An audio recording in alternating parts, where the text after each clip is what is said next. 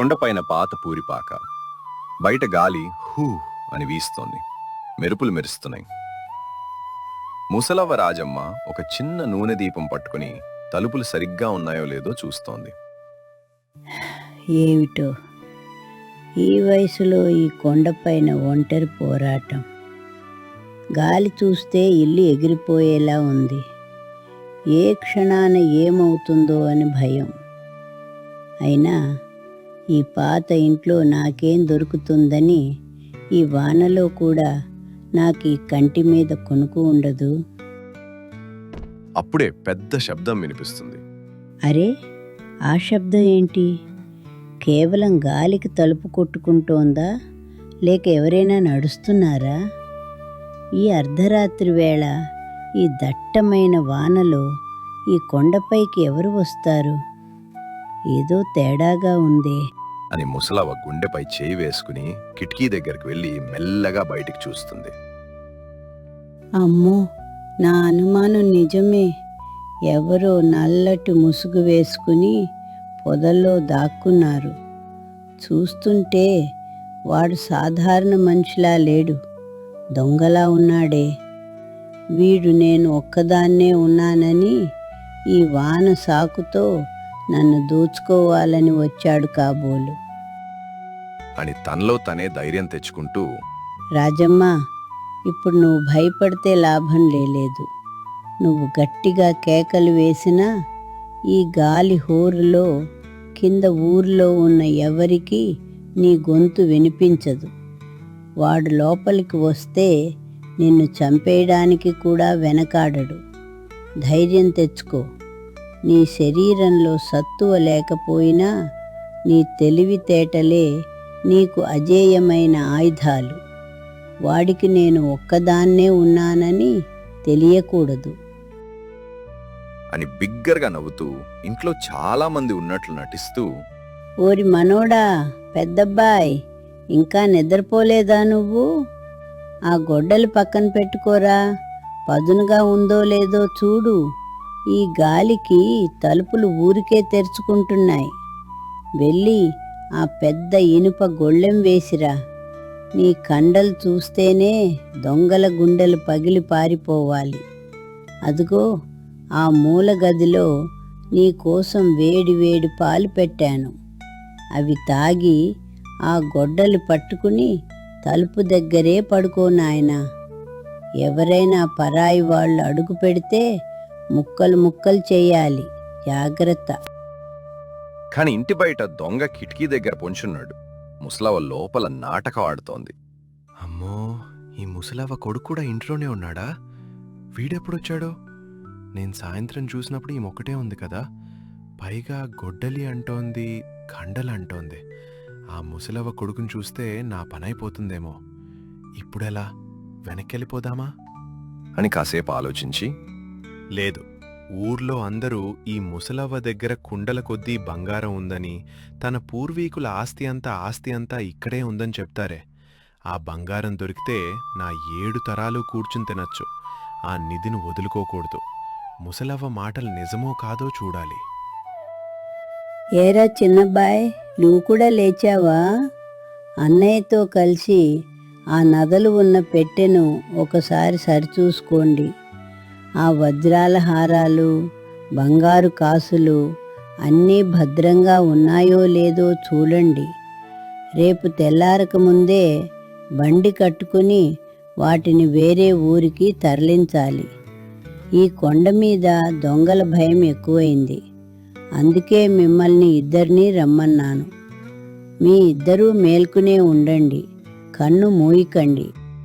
ఒక్కడు కాదు, 2 కొడుకులా? నగలున్న పెట్టెను రేపు పొద్దున్నే తరలిస్తున్నారా? అంటే ఈరోజే నా చివరి అవకాశం. ఒకవేళ ఇవాళ దొంగిలించకపోతే ఆ నిధి ఎప్పటికీ దొరకదు. ఆ కొడుకులు నిద్రపోయే వరకు చెట్టు చాటున పొంచుండాలి.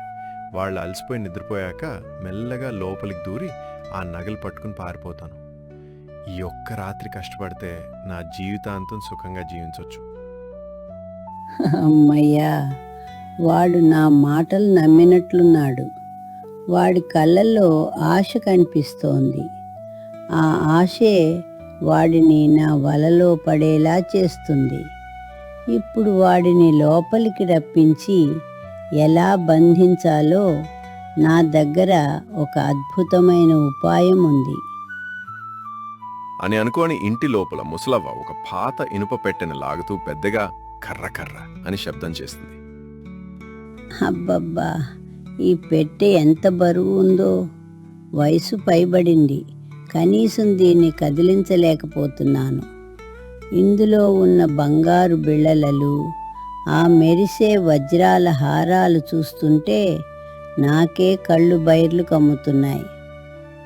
నాయనా పెద్దబ్బాయ్, ఇటురా. ఈ పెట్టెను ఇక్కడ ఉంచడం క్షేమం కాదు. దీన్ని ఆ చీకటి గదిలో ఉన్న పాత బావి లాంటి గోతిలో దాచిపెడదాం. అక్కడ ఎవరికీ అనుమానం రాదు. చీకట్లో ఎవరికీ ఏమీ కనిపించదు. వజ్రాల హారాలా? బంగారు బిళ్ళలా? అబ్బబ్బా, అవిగా నాకు దొరికితే నేను ఈ ఊరికే కాదు, ఈ రాజ్యానికే రాజునవుతాను. ఆ గొయ్యి ఎక్కడుందో తెలుసుకోవాలి.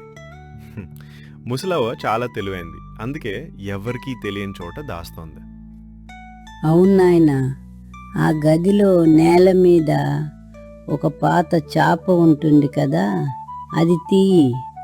ఆ చాప కింద గొయ్యి చాలా లోతుగా ఉంటుంది. అందులో నగలు పెట్టి పైన మళ్ళీ చాప కప్పేస్తే దొంగల తాత వచ్చినా వాటిని కనిపెట్టలేడు. జాగ్రత్తగా దించుదాం పదండి. నగలు కింద పడితే శబ్దం వస్తుంది. దొరికింది దారి. ఆ గది ఎక్కడుందో నాకు తెలుసు. ముసలవ్వ ఇప్పుడే నగలు అక్కడ దాస్తోంది. ఆ కొడుకులు లోపలికి వెళ్ళి పడుకోగానే నేను కిటికీలోంచి దూకి ఆ చాప తీసి నగలు పట్టుకుంటాను. ఈ ముసలవ్వ ఎంత అమాయకురాలు! తన రహస్యాన్ని తనే బయటపెట్టుకుంది. ఇంటి మూల ఉన్న ఒక చీకటి గది. అక్కడ నిజంగానే ఒక పాత లోతైన గొయ్యి ఉంది. ఒరేయ్ దొంగగాడా, నీ ఆశే నీకు సంకెళ్ళు వేస్తుంది. ఈ గొయ్యిలో నేను నగలు పెట్టడం లేదు, నిన్ను బంధించబోతున్నాను. నా ప్రాణాలు కాపాడుకోవడానికి ఈ గోతే నాకు శరణ్యం. అని గోతిపైన పాత తాటి ఆకులు కర్రలు పేర్చి దానిపై ఒక పాత చాప కప్పుతుంది. ఆ చాప మీద కొన్ని మెరిసే గాజు ముక్కలు చల్లుతుంది. ఈ గాజు ముక్కలు చీకట్లో నూనె దీపం వెలుగుకు వజ్రాల్లా మెరుస్తాయి. నువ్వు వీటిని చూసి ఆశగా దూకుతావు. అప్పుడు ఉంటుంది నీకు అసలు విందు. నీ ఎముకలు విరగటం ఖాయం. నాయనా, నగలు దాచటం అయిపోయింది. ఇక మీరు వెళ్ళి పక్క గదిలో పడుకోండి. నేను అలసిపోయాను, వెళ్ళి దీపం ఆర్పేస్తాను. ఎవరైనా వస్తే మాత్రం కనికరం చూపించకండి. ఆ గొడ్డలితో తల నరికేయండి. అర్థమైందా? దీపం ఆరిపోయింది. ఇల్లు మొత్తం గాఢాంధకారంలో ఉంది. ఇక నా పని మొదలుపెట్టే సమయం వచ్చేసింది. ఆ కొడుకులు నిద్రపోయారో లేదో ఒకసారి శబ్దం విని చూసి మెల్లగా లోపలికెళ్తాను. నా అదృష్టాన్ని నేనే పట్టుకుంటాను. అలా ఇల్లు మొత్తం చీకటిగా ఉంది. దొంగ వెనక తలుపు గొళ్ళెం తీసి మెల్లగా లోపలికి అడుగు పెడతాడు. ప్రతి అడుగు శబ్దం చేయకుండా జాగ్రత్త పడతాడు. అమ్మో, ఇల్లు చాలా భయంకరంగా ఉంది.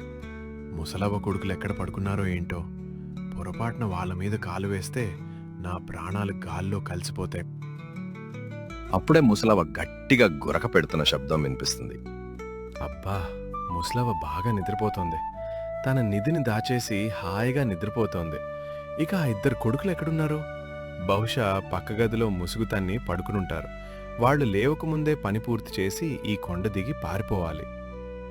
అలా మంచం మీద కళ్ళు మూసుకునే ఉంది, కానీ చేతిలో ఒక కర్ర పట్టుకుని సిద్ధంగా ఉంది. దొంగ అడుగులు సప్పుడు వింటూ, వచ్చావా నాయనా? ఆశ నిన్ను నా ఇంటి దాకా నడిపించింది. రా, లోపలికి రా. నీకోసం గొయ్యి సిద్ధంగా ఎదురుచూస్తోంది. ఈ రాత్రి నీకు జీవితాంతం గుర్తుంటుంది. అదుగో ఆ గది, ముసలవ్వ చెప్పిన చీకటి గది అదే. అక్కడ ఏదో మెరుస్తోంది. అవే వజ్రాలు చీకట్లో కూడా ఎంతలా మెరుస్తున్నాయో.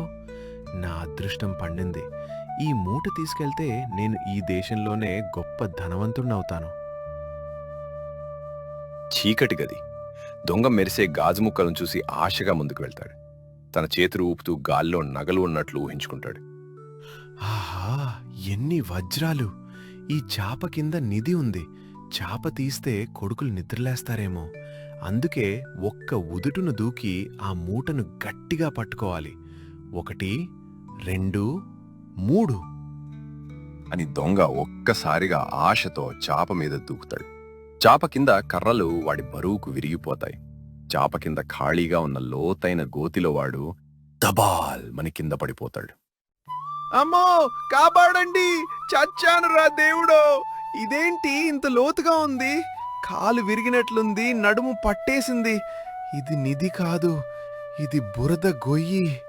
వజ్రాలు లేవు, బంగారం లేదు, అంతా మట్టి, బురద. కాపాడండి! ఎవరైనా ఉన్నారా? ఊపిరి ఆడడం లేదు. ఏరా సాంబడు, నిధి దొరికిందా? వజ్రాలు మెరుస్తున్నాయా? నా కొడుకులు వస్తారని చాలా భయపడ్డావు కదా. వాళ్ళెవరూ లేరురా. ఉన్నది నేను ఒక్కదాన్నే. నా తెలివే నా కొడుకులు. ముసలవ్వ, రాజమ్మవ్వ, నన్ను క్షమించు తల్లి. నీ దగ్గర బంగారం ఉందని ఆశపడి బుద్ధి గడ్డి తిని వచ్చాను. నా కాళ్ళు విరిగాయి, ఒళ్ళంతా బురదైపోయింది. దయచేసి నన్ను బయటికి తీయి. నీ పుణ్యం ఉంటుంది, నీ కాళ్ళు పట్టుకుంటాను. ఏరా దొంగనాయనా, ముసలిదాన్ని అని ఒంటరిగా ఉంటానని ఏమైనా చెయ్యొచ్చు అనుకున్నావా? నన్ను చంపి నగలు తీసుకెళ్దాం అనుకున్నావు కదా. ఇప్పుడు ఆ బురదలో నగలు వెతుక్కో. నగలు లేవు గాని నీకు సరిపడా బురద స్నానం దొరికింది. తెల్లారే వరకు నీకు అక్కడే విశ్రాంతి. అప్పటి వరకు నా పాత కబుర్లు చెప్పుకుందాన్రా. వద్దు ముసలవ్వ, ఇక లోపల పాములుంటాయేమోనని భయంగా ఉంది. తేళ్లు కుడతాయేమో. నన్ను వదిలే, ఇంకెప్పుడు దొంగతనం చేయను. ఈ కొండదారి కూడా ఎక్కను. నన్ను బయటికి తీసి నీ కాలవ దగ్గర వదిలే తల్లి. నీ మాయ మాటలు నమ్మడానికి నేను అమాయకురాలని కాదు. నాటకాలు బాగానే ఆడుతున్నావు. పోలీసులు వచ్చి నేను బయటకు తీసే వరకు నువ్వు అక్కడే ఉండాలి. హాయిగా ఆ బురదలో పడుకో. నీకు అదే సరైన శిక్ష. అలా తెల్లవారుజాము పక్షుల కిలకిలా రావాలు వినిపిస్తున్నాయి. కొండ కింద ఉన్న ఊరు జనం ముసలవ్వ ఇంటి దగ్గర రాత్రి జరిగిన అరుపులు విని ఆందోళనతో వస్తారు. రాజమ్మవ్వ, ఏమైంది? తలుపు తీయమ్మా. రాత్రంతా నీ ఇంట్లో నుంచి కేకలు, గొడవలు వినపడుతున్నాయి. ఎవరైనా దొంగలొచ్చి నిన్ను ఇబ్బంది పెట్టారా? ఏమైందో త్వరగా చెప్పు. రండి బాబు, రండి. అంతా క్షేమమే. రాత్రి ఒక పెద్దాయన నా నిధి కోసం, ఆస్తి కోసం వచ్చాడు. ఆయనకి నా గదిలో ఉన్న సౌకర్యాలు బాగా నచ్చి బయటకు రాను మొర్రో అని అక్కడే పడుకున్నాడు. రండి, అతిథిని చూడండి. అరే, వీడు మన ఊరి గజదొంగ సాంబడు కదా. వీడిని పట్టుకోవడానికి పోలీసులు నెల రోజులుగా గాలిస్తున్నారు. వీడు నీ వలలో ఎలా చిక్కాడవ్వా? ఆ 2 కొడుకులెక్కడా? ఏముంది నాయనా, వారికి బంగారం మీద ఉన్న అత్యాశను వాడుకున్నాను. నాకు ఎవరూ లేకపోయినా కొడుకులు ఉన్నారని అబద్ధం చెప్పి వాడి గుండెల్లో భయం పుట్టించాను. వాడు ఆ భయంలో, ఆశలో వచ్చి నేను సిద్ధం చేసిన గోతిలో పడ్డాడు. నా బుద్ధి బలం వాడి కండబలాన్ని ఓడించింది. ఇంటి ముందు రచ్చబండ. ఊరు జనమంతా గుమిగూడారు. పోలీసులొచ్చి దొంగను గోతులో నుంచి తీసుకెళ్తుంటారు. రాజమ్మవ్వా, నీ ధైర్యం సామాన్యమైంది కాదు. ఈ వయసులో కూడా ఇంతటి సమయస్ఫూర్తిని ప్రదర్శించి ఒక ప్రమాదకరమైనటించావు. నీ బుద్ధిబలం ముందు ఈ గజదొంగ ఓడిపోయాడు. నీకు ప్రభుత్వం తరపున నగదు బహుమతి మరియు ప్రశంసాపత్రం ఇప్పిస్తాం. సార్, ఈమె ముసలవ్వ కాదు సార్, ఒక మాయావి. నన్ను మాటలతో మాయ చేసి లేని కొడుకుల గురించి చెప్పి భయపెట్టింది. నిధి ఆశ చూపించి నన్ను ఏడిపించి ఆ బురద గోతిలో పడేసింది. ఇంకెప్పుడు నేను ఈ కొండవైపు కన్నెత్తి కూడా చూడను బాబోయ్. నన్ను జైలుకైనా తీసుకెళ్ళండి, కానీ ఈమె దగ్గర మాత్రం ఉంచకండి. చూసావా సాంబడు, కండబలంతో కత్తితో దొంగతనం చేయొచ్చు కానీ మేధస్సు ముందు ఏ బలం పనిచేయదు. ఆశ మనిషిని గుడ్డివాడిని చేస్తుంది. ఆ ఆశే నిన్ను ఇక్కడి దాకా తెచ్చింది. ఇప్పటికైనా బుద్ధి తెచ్చుకుని కష్టపడి బ్రతకటం నేర్చుకో. కొండపైన ముసలవ్వ ఇల్లు. ఇప్పుడు ఊరు జనను ఆమెను గౌరవంగా పలకరిస్తుంటారు. ఆ రోజు నుండి రాజమ్మవ్వ ఆ ఊరికి ఒక వీరనారిగా, కొండగట్టు ధీరవగా మారిపోయింది. చూశారా, ఆపద వచ్చినప్పుడు భయపడితే అది మనల్ని మింగేస్తుంది. అదే ధైర్యంగా స్థిమితంగా ఆలోచించి ఎదురిస్తే ఆ ఆపదే మన కాళ్ళ కింద పడుతుంది. భయం అనేది మన మనసులో ఉండే బలహీనత మాత్రమే. దాన్ని జయిస్తే మనకు తిరుగులేదు. తెలివి ఉంటే కొండనైనా కదిలించవచ్చు, ఎంతటి దొంగనైనా పట్టించవచ్చు. ఎప్పుడూ ధైర్యాన్ని వదలకండి. శుభం.